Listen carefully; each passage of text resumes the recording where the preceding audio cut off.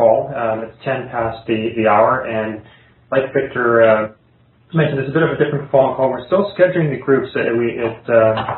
We form the individual groups, though it's a matter of trying to find scheduling that works for everybody, and it seems to be over the map.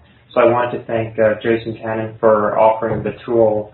I think it's Doodle, is it? And that gives us the option to basically set up and click on different availabilities, and then what we're going to use that tool for is actually scheduling the calls based on ideal match for personalities as well and your goals, and then also with your time for.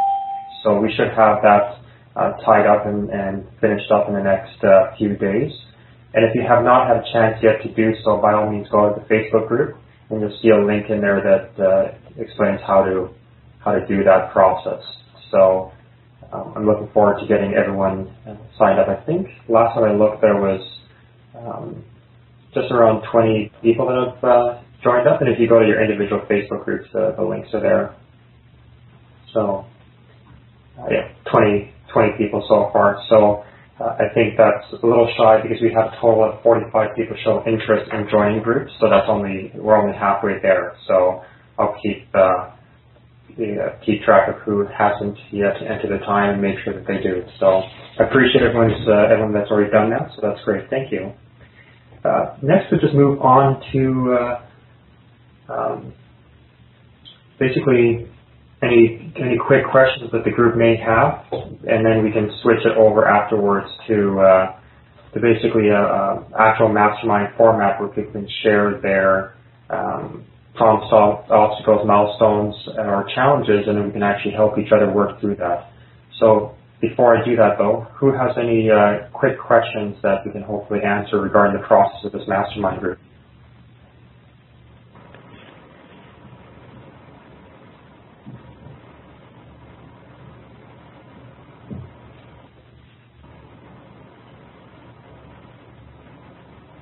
Okay, it sounds like everyone's fairly happy. Is that true? Yeah. Okay, perfect. Yeah. So I'll open up the line to anyone who'd like to raise a concern, milestone, obstacle, or challenge that they're currently facing, whether it's their business, their personal life, or whether it's a relationship, whatever aspect they have, and they can share it with the group, and we'll support each other through that. Now, one of the things that I suggested on last week's call, for those that weren't on it, or if you don't recall, is oftentimes we are listening to the concern that the individual has while they're sharing it, and in the back of our minds we're thinking about a solution that we can offer. What I would like to propose is that during that process where the individual is sharing, to just really listen to the key words they're using and which direction they're going, so that rather than jumping to a quick conclusion and interrupting that process, allowing them to finish their thought process and allow them to empty their cup. And then once they've emptied their cup, they'll be in a better spot to take advice, and that'll also probably give you a better chance to figure out what it is you'd like to offer as support. But again, the key thing about this is not as much support, offering your opinion, but a lot of times most of us have the answer within us, and we just need to have it drawn out of us. So one of the best ways to do is ask good questions to help guide the individual through their process and allow them to really dig deep to figure out what is it they need to do for themselves. Because if you offer them some advice or solutions, are they more or less likely to implement it opposed to if they came up with a solution on their own? So which one do you think makes more sense? If they came up. Most definitely. So we'll open up the floor now. Are we okay with that as a basic ground rule for the discussion? Absolutely. Sure. Yes. Who'd like to share first? I have one. There's quite a bit of background noise from somebody within the car. Can you start sticking yourself? Yeah, this is Heather from Chicago. I actually had something I wanted to share. I know my car is noisy, so if it's unbearable, I'll stop. But does anybody mind if I go first? By all means, go ahead and hear from you.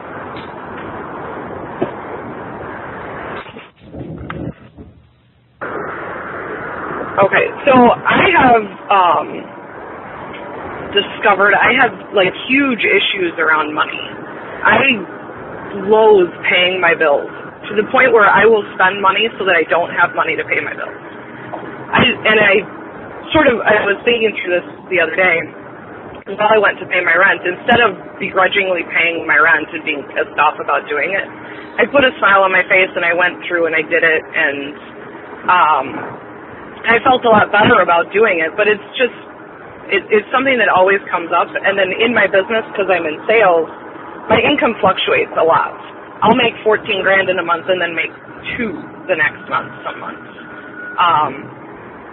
And so my problem is that it's so inconsistent that it's created all these issues around money that I think cause a lot of instability in my life where there doesn't really need to be. And obviously in those $14,000 or $12,000 months I can save, but I don't. I go out and, party and have fun.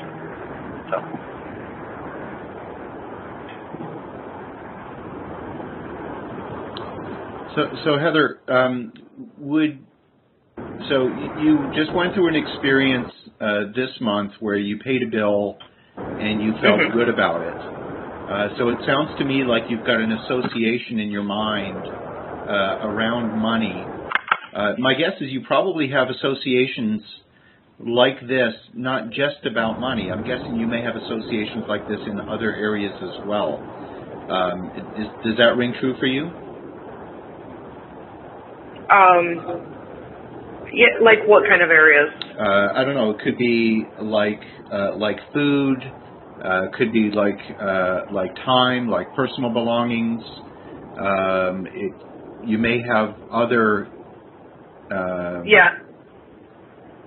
No, that makes sense. Okay. So I guess one of the things that Tony talks about is establishing new associations. And you may have started to do that already this month, where you paid your rent on time, you paid it in full, and you felt good about it. So maybe the thing for you to examine would be how can I create new associations, new feelings around certain money states. So, for example, I paid my rent on time. Woohoo, feel good. Paid my taxes on time. Woohoo, feel good. Paid the electric bill on time. Feel great. I have a 3-month buffer of income sitting in a separate account, so that I have a buffer to smooth out those fluctuations. Woohoo, feel good. Great. Establish a handful of rules for you that will help you create that stability. And if you're having trouble implementing it yourself, I'm going to give you an idea that we use now in our business that has helped us a great deal. And it may sound crazy for you to do personally, but within our business, and we have like 17 companies, we actually, I don't have the authority. In fact, none of us do. We don't write checks directly from the bank account. I mean, we can, but we don't. The accountant writes the checks, and then we sign them. And so the actual management of the money is done by the accountant according to a set of rules that we already predefine.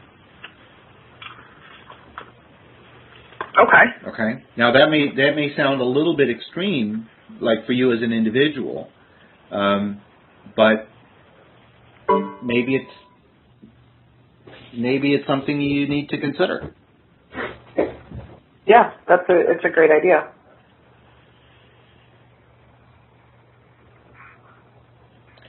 But I guess the thing that really sticks out for me is you've got these associations, you've got these connections in your mind between money going out and what it means. So it's creating some feeling within you that is painful, and so spending money on things like that are painful. So you've got to create a new association. That was the first thing that jumped out at me. Okay. Yeah, and that's sort of what I tried to do when I went and paid the rent. I was like, look, I have a choice. I can be pissed off about this. And I could have put it off and paid the late fine, but I went and I made the effort and I got it done. And then when I got it done, I put it in the mailbox and I was done with it. I celebrated it because, it's better than an $80 late fine. Absolutely. That's awesome. That's awesome. So you've experienced that good feeling now. You just need to repeat it. Yeah. Okay. And then just another thing is the consistency with business. Like, I'm in health insurance, so it does go up and down. We have open enrollment periods and stuff like that. But it seems like that sort of feeds into the money stories that I have up months and down months, and I don't know, I'm just unwilling to take control of it, or have been in the past unwilling to take control of it. So I guess I'm going to state the obvious. If you had, the issue isn't the fluctuation, the issue is the number that you're fluctuating around. If you had $100,000 cash in the bank and it was fluctuating between 100 and 110, we wouldn't be having this discussion. The issue is that it's fluctuating around zero. Right. Right. So it's not the fluctuation. It's just what's your baseline. So you just need to build a baseline so that you're fluctuating around a higher number. Okay. It's kind of obvious, but once you do that, you will feel so much more confident around money, right? So, and I do this for me. So, if I have less than a certain cash balance in my account, I start to feel anxious.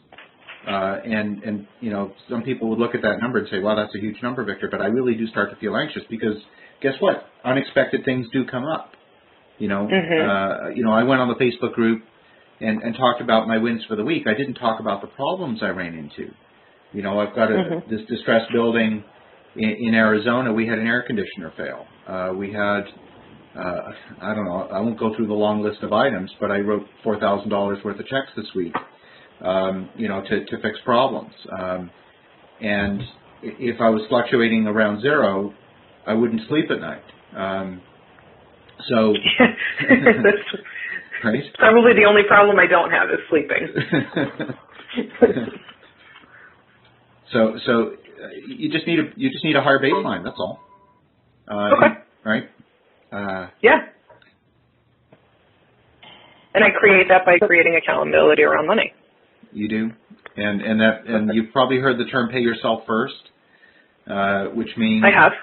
Yeah. So what that means is taking a percentage of your income. So you got to figure out what your baseline number is per month. I don't know. Let's pick a number out of the air. Let's say it's 6,000. So anything above 6,000 that you make in a given month, you take a third of that and you put that into your reserve account, and you don't touch it, so that you build your reserve to the point where you now have a bit of a buffer. Okay.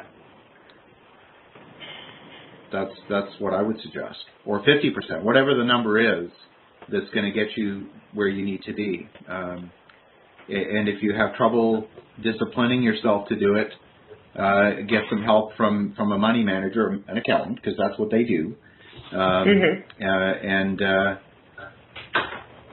And you'll pay a little bit for that, but you'll pay way. The number of transactions you're talking about is small, so you're not going to pay a ton for that. You may pay $1,000 or $2,000 a year, but you'll more than make up for it in your management of your money. Yeah, absolutely. Okay. All right. Thank you so much. You're welcome. It's actually super helpful.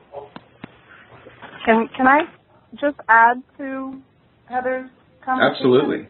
Yeah, That's the whole idea. This is Michelle. I just wanted to interject, Heather, that I had a similar experience in my life with my husband. He kind of came into adulthood with a really strong feelings about money and finances and bills, and every month when it was time to pay bills or whatever, he would get angry, and it like we dreaded the days because we knew it would be a big deal. So we said, all right, well, I was going to take it over. So I took it over for a while, and then I was like, Greg, you know what? You have to man up. Like, this is part of life. And so I said, you're going to take it back, and you're going to be able to handle your emotions with it. And he did. And what we kind of worked through was, like, instead of cursing the mortgage or, writing out a big check every month for the house and then having bitter feelings about the house because of it, we kind of flipped it to that. The house is a blessing. Let's be appreciative of the house. It's beautiful house. It's beautiful property. Electric bill or whatever it would be. Let's appreciate the fact that we have electric coming into this beautiful house, and we kind of just work like that to kind of see things as more as a positive. Like you said, this week you kind of put a smile on your face. Same thing. Appreciate that bill, the car payment. You have a car to get you to your office. Like, that is a blessing. And instead of thinking of it as, the finances, you just think the positives of it. And the finances just have to come along with it. But overall, those bills that you have, are blessings. Even if it's a credit card debt, all right, that's not the best, but whatever you purchase with it, whatever vacation you took, that was a blessing. And you have the gratitude, and when you have the gratitude, you won't have the anger. So that's just kind of what we did in our house. I don't know if that, would resonate with you, but that's just my share for you. No, I really appreciate that. And it's funny, when you started saying that your husband got really angry around paying bills, I can remember, like, bill time in my house growing up. It was always like, stay away from Dad, don't get anywhere near him. Yeah. Even to this day, when he's doing his taxes, I don't call him for 3 weeks. I won't talk to him because it's tax time. Don't talk to Dad when it's tax time, because he gets that angry about it. And so maybe that's where the association came from, that it's like, it's time to pay bills. Well, F this and F that. Yep. And it's more of a bad thing than it is a good thing. Yep. And you're absolutely right. That's an old story. Paying bills is not a bad thing. You're happy that you have a job to pay bills with. So that's an old story that you can draw that line and kind of flip it from here on out. But that's just your choice. So that's kind of a cool, empowering way to do it. Yeah. Thank you. You're welcome. Hey, this is Jason. I would like to share something if we have time for this topic. By all means, go ahead. So one of the things, I heard you say was about, 1 month I'll make a lot of money and then spend it all. And I'm a fellow business owner too, so I get the fluctuating monthly income thing. And one thing that really helped me, spend money without guilt, doing the partying or whatever, is to set up a percentage system. And I learned this through a book called The Secrets of the Millionaire Mind by T. Harv Eker. And it's simply a percentage system. So, whatever, if you make the $14,000 a month and you say, well, 50 or 60% of that is for living expenses or whatever, and then you can make that last for a couple months or whatever. And then it makes me not feel guilty when I have a set percentage aside to, say, spend on education stuff. I have a little separate account, so that's where I, extracted money to go to the Tony Robbins seminar, or, I'm saving for a wedding and a Porsche. And so, I'm going to have no regrets when I spend that money because it's already earmarked. But those percentages just really help me, boom, when the money comes in, at the end of the month when I square up my business and pay my distributions to myself, I can, it's just in a little spreadsheet, the percentages are there, and then I can allocate the money accordingly. And if I have a great month, then I have more for necessities like, mortgage and that kind of stuff. And when I have a down month, then that money from the up month is there to carry me through. So I don't know if that would help you at all. But again, for you mentioned the partying and stuff, and that helps me spend money guilt-free if I already earmark it in advance. And using percentages helps with the fluctuating thing. So that's just what helped me. I just wanted to share that. Thank you. I had one thing I wanted to add too, if I could. Of course. No, go ahead. When you talked about having with your business, the accountant writes the checks according to rules. I was working through the Time of Your Life, Tony Robbins thing, and the RPM manager. And one of the things I found very interesting and helpful was he has you develop personal categories of improvement. And for each one of them, he has you have a different persona. So one of the ways you could do it is if you had, a personal category called finances and you had a persona of the accountant, and that's, you even put on a special hat when you're in that thing, and that's the guy, or the girl, I should say, who pays the bills and separates the percentages and stuff, and that person has not like a non-angry mindset about doing it. That's their job, is to regulate things so that all the other parts of your life work better. That's a good idea too.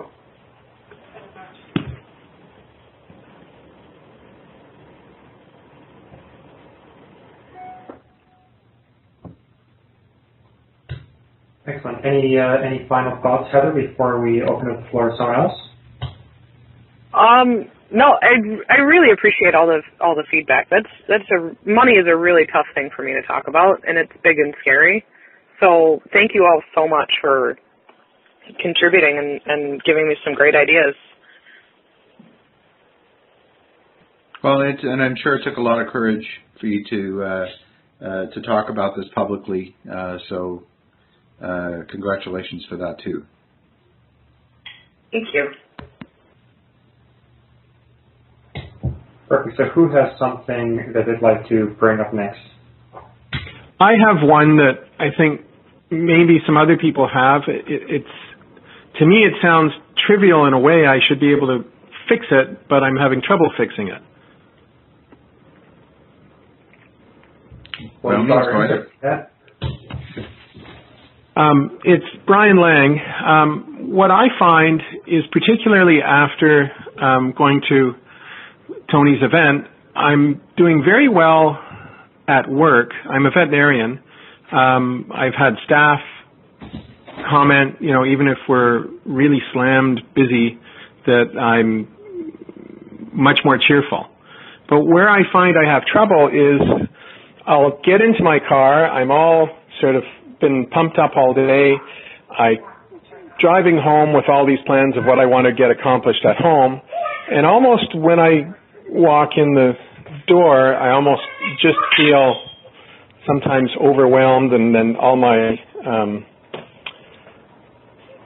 sort of energy drains out of me, and then I find myself falling into old routines of wasting time in a zone of distraction. And I'm just having trouble keeping that same, I'll get up in the morning, I'll do my priming, I go in, I'm very upbeat with my clients and trying to give the best to them, and then it just somehow feels like I'm drained by the time I get home. And I know that shouldn't be, but I'm having trouble pulling out of that. Brian, the first thing that jumps to mind from what you said is that you're managing your time, but you're not managing your energy. Right. So if you look at the way that you structure your day, if you were to approach it from the point of view of energy management as opposed to purely time management, would you do it differently? That's a question, right? Well, I guess it depends if there's a finite amount of energy, which part of me doesn't think there should be, and I'm sure if something really fun came up, I would immediately have energy to do it. So I don't think it's that I don't have the energy, but I feel like I don't. Well, so I'll challenge something you said there, because you said the energy it shouldn't be finite. Well, guess what it is, and the reason it is because you know this from your medical background, if you take any muscle and you overwork it without giving it time to regenerate, you will start to break down the muscle tissue. But it's exactly the same with your energy throughout the day. That's why you have to sleep at night. So you have energy management is not just about energy management is about building in that regeneration time, those regeneration activities. So if you want energy at certain points in the day, you have to build in the regeneration. The regeneration might be having something to eat. It might be taking a rest. It might be a shift in focus. It could be any one of those things, probably several others as well, but you need to plan in the regeneration. Even going for a walk. Potentially, yeah. Or going for a walk, going for a bike ride. It can be something else that actually consumes energy, but the shift, you're using a different muscle. So if you're using the same muscle at home that you've been using all day in the office, then there's no surprise that you're working into exhaustion. In this case, the muscle might be the brain. You might be overworking your brain. My job's not physically challenging. I mean, I'm standing all day, but I'm not. I mean, it's not physically demanding. It's more, you're every 20 minutes you're problem solving. So with another person. So it's more mentally challenging, not physically. So maybe coming home and starting with a walk just to reset stuff would help.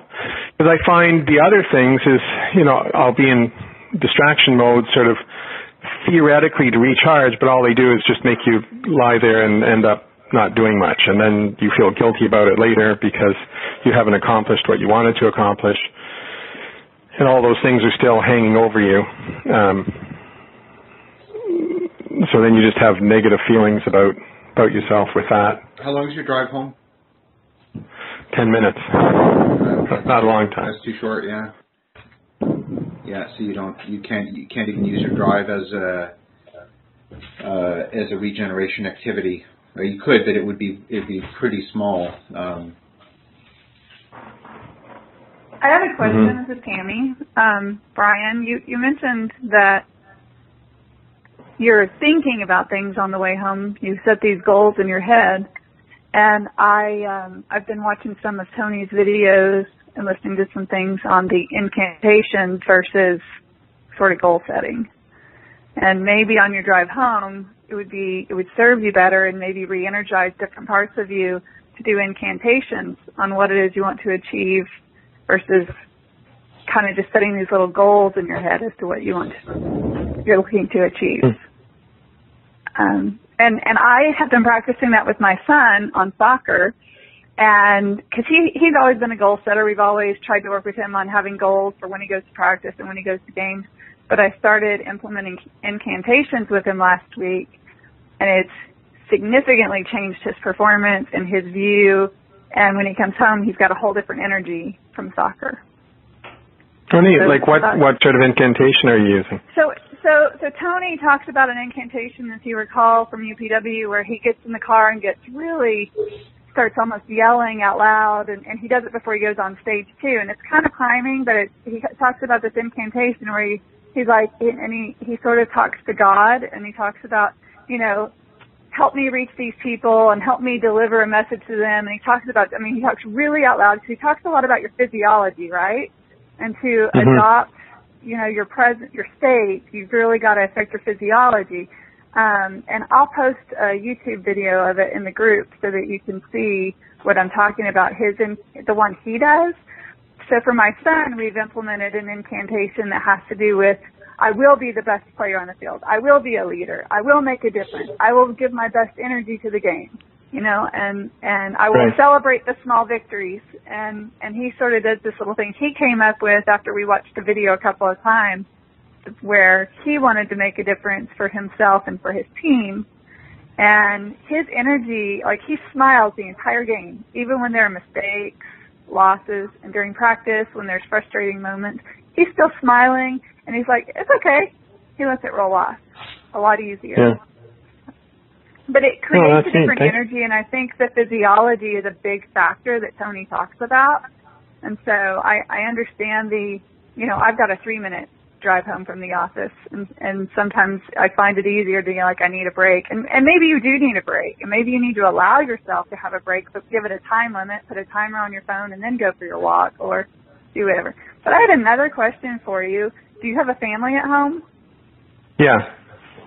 So I don't right now, you, just a wife. Depending on our 3 kids are growing, so sometimes they're here, sometimes they're not. And did your wife go to UPW? Yes, actually, I dragged her kicking and screaming, and she really enjoyed it. Yeah. Okay, so I was only wondering because my husband didn't go, and for me, he has noticed a difference in me, but I do find I'm not allowing myself to be my true self that I want to be, that I found in UPW when I'm around my husband. So I'm still holding back a little because I feel like that's still a little uncomfortable. That's somebody who knows you very well for a long period of time, and becoming your true you is it's easier when you're around work people or strangers, but I just wondered if no, absolutely. I ran into that initially, doing some courses of Tony's, and she was very, very negative. And because he got divorced, she then discounted everything that he said and a whole bunch of stuff, like every reason under the sun. So it made it very hard to implement anything, especially if I wanted to do anything with her. If I brought that up, it was really negative. So I finally convinced her to go, and that was a real changing thing. That's been very positive. So we start our morning off, we go for a 35-minute walk together, and maybe I should make that ritual when I come home too, just to reset everything. Can I congratulate your wife going? Pardon me? Well, I said congratulations on your wife going, and it sounds like you're on the right path. That's great. Awesome. It's made a huge difference because I know I've lived that, and right now we've come back. Our daughter is just here with us in the summer, and she's going back to university in September, and she's sort of really negative. And before we went, I told her, look, Mom's already negative enough. I'd just appreciate it if you shelved your negativity and didn't say anything because it's tough enough. I said, I've already paid for her to go. I'd just like her to go with an open mind. And of course, when we came back, we had that, arms crossed view with the daughter, which was a little bit negative, but it's not so bad when there's 2 of us on the same page. And you've got these preconceived things. Hey, and this is Bernadette. I had another real quick idea for you right when you walk in, if I may. Thanks.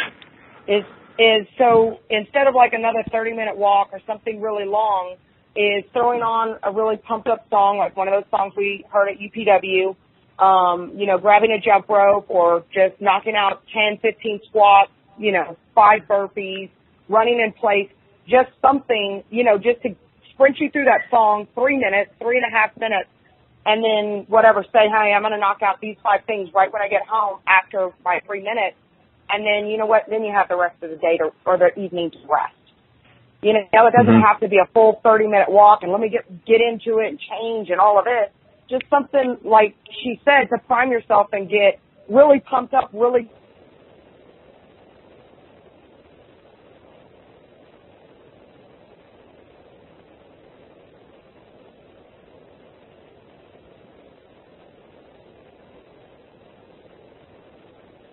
Numbing myself out. Why?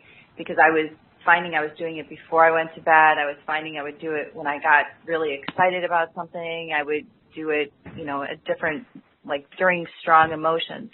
And so I really looked at that while I was at UPW. Why do I feel the need to numb myself? So I don't know if that's possibly something else that you might want to question yourself with. No, definitely there's some of that, some of the stuff that I want to push myself to do, I don't want to do. It's just not fun, and so it's hanging over my head, and I think that's probably a lot of it, actually. And maybe once that's off my back, once I get that chore done, it'll be easier with everything else. Also, I just want to I just want to interject one quick thought here when I'm listening to a few of these answers. This is Michelle. I went to my first UPW in February by myself, kind of created massive leverage, got my husband, actually my whole family, for UPW Chicago. It was kind of like there was no choice. So I can kind of understand, and now my husband is also the same thing. He's much better at work. I think some of it that comes into when we have like partners that maybe we're not on the same page before, maybe not even on the same page now. I think the home environment kind of creates some old feelings and some old, I don't want to say resentments, but you kind of have those things. You don't really want to be vulnerable around them at sometimes, which is why you're not being your UPW self. So that is something that I think once that is kind of buried at whatever point or however that's done, then the spouses or the family goes together full tilt. That will create the momentum. Like I found, like when I came back from my first UPW, I was the same thing. I was still kind of down because it was hard. I didn't want to be that new person in front of my husband. And so I did not make a lot of action happen because of that. So, now it's just kind of working through with Greg, like you said, you do the morning walks together. That's fabulous. Kind of trying to do these steps that we've learned, and then we create our own mastermind and our own momentum. But I really had the same experience after my first one when I came back by myself. So that's just something. I don't really know how to fix it, but I'm working every day to kind of fix it. But that might be something that kind of bogs us down regarding the home life or the home tasks or whatever. Yeah, I think the home is familiar and you fall back into past routines easily. Yeah. Yeah. And yeah. Hi, this is Christy, and I have the same problem sometimes when I come home. I have all these ideas during the day of what I want to accomplish, and I work full time, and my commute's not bad. It's about 20 minutes each way, but I'm trying to start up a business, and I'm blogging, and I'm being just a bunch of things that get in the way. And one thing that sort of helps me to keep on track when I do this, I have a tendency to get things done when I get home, and when I don't do it, I have a tendency to feel overwhelmed and just sort of like go on Facebook and do all these things that really don't add any value to my life 90% of the time. And that's, Tony talks a lot about momentum being really, really critical. It's like whatever you start, if you get into motion, you're likely to stay in motion. If you stop, you're going to keep, if you sit down and watch TV, you're going to just stay there. And it's a repeated theme for him. And one thing that I'm wondering, like if you do, and this is what, I'm not saying this, I'm not talking about myself very well, but I tend to, in the evenings, before I go to bed, I write a to-do list for the next day. And I mean, things that are important for me to get done, not just like, do laundry or whatever, but things that are important for me that will help me accomplish my goals. And then I itemize things that are, kind of like if I may not have time. So I'm not setting myself up for failure with like too big of a list. I sort of itemize what I know I can do and what I may be able to do given the constraints that I face and the unknowns. And then during the day when I'm at work and I'm ready to go home, I review my list before I get into my car. And I go back through the Tony workbook. I've copied it into another notebook of mine. And that list, is basically the prep that we did for the Dickens process. And basically, what would it feel like to not accomplish the things that I want to accomplish? Where would I be? And why are these things important to me to accomplish in the first place? And when I do that, when I walk in the door, when I get home, I get stuff done. But if I don't do that, I find that it's just so much easier just to sit down. It's been a rough day at work. My husband needs to vent, whatever it is. And then I feel overwhelmed. Like I can't get the stuff done. I can't pick up steam again to do it. And I'm wondering if you maybe have a process like that. I mean, I guess it's kind of like priming, but I don't think it's exactly the same thing. If you do have things you really want to accomplish, or if you, I'm just going to stop talking. I feel like I'm not really saying it the way I want to. That was very helpful. A lot of it sounded very, very similar. When you were saying about you spend time on Facebook or whatever, and then you're not doing the thing that's hanging over you, and then you feel more overwhelmed. Even though intellectually, I should do that, then I won't feel overwhelmed. It's hard to get that. So I think that's very helpful. Thank you. Hey, this is Kelly. I just thought I'd add on to that. I'm a mom of four, have my own business as well as a traditional job, and so I understand the busyness, and I think that when I'm during the day, I'm also the, for lack of a better term, expert that people go to and constantly asking questions. And then I get home and I get bombarded with questions from the kids, and I know yours are grown, but I almost get overwhelmed with my to-do list, the questions, and that constant go during the day. So adding to the list, I started to make a list a while back, I forgot the name of the lady who just spoke, but in addition to that of prioritizing, I actually, on Outlook calendar, dedicate the time that it's going to take to accomplish those things and in the order in which I want to do them. And what that's done is I've realized how much my desire of what I can accomplish in a day is just not realistic. And so it forces me to prioritize and see the progression, and without having to think too hard of I've already made this decision, I've already decided what's going to come first and the amount of time it's going to take, and then I can move on to the next thing. And then so from the moment I've, even to the point of, and initially it might seem very detailed and monotonous, but then you start to get yourself in a habit of just knowing what you need to do, even to the point of saying, hey, I'm going to dedicate 15 minutes to checking on Facebook in these fabulous groups that we've just joined, and they're inspiring to me.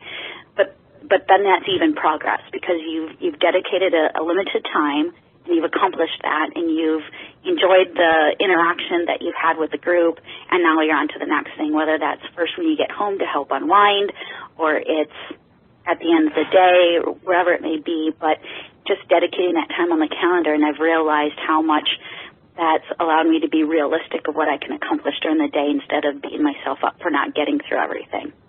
So, since I've had helped me.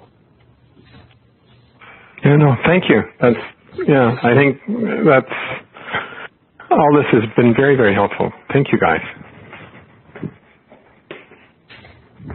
Excellent. So we've got about 5 more minutes on the call.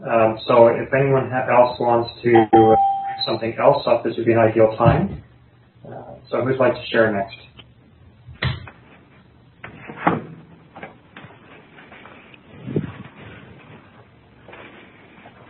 Hi, Sanjay Shah joined. Hello, go ahead.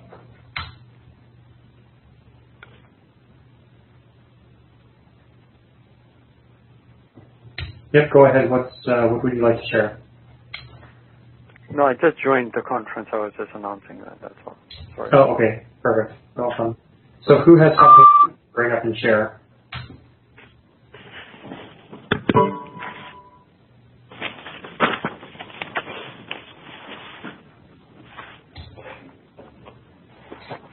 This oftentimes happens near the end of the call where people have had some really good group shares. I'm actually really glad that Heather and Brian, you're able to share, and thank you, Stephanie, for sharing your wins at the beginning of the call.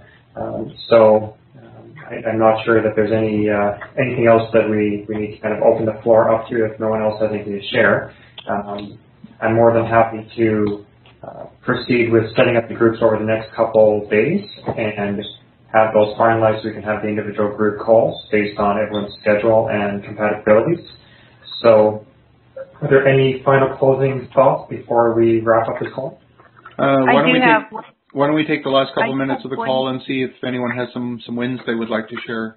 Although I heard someone just mention something, so go ahead. Yeah, this is Debbie. I just had a quick question about the logistics of the group. So the way we've been conducting it is kind of just been asking who has something they want to share. But when you have your weekly calls, do you kind of go in order so you know when to really, bring something forward, or you know what I mean? And how do you kind of rotate people, or do you just do it naturally?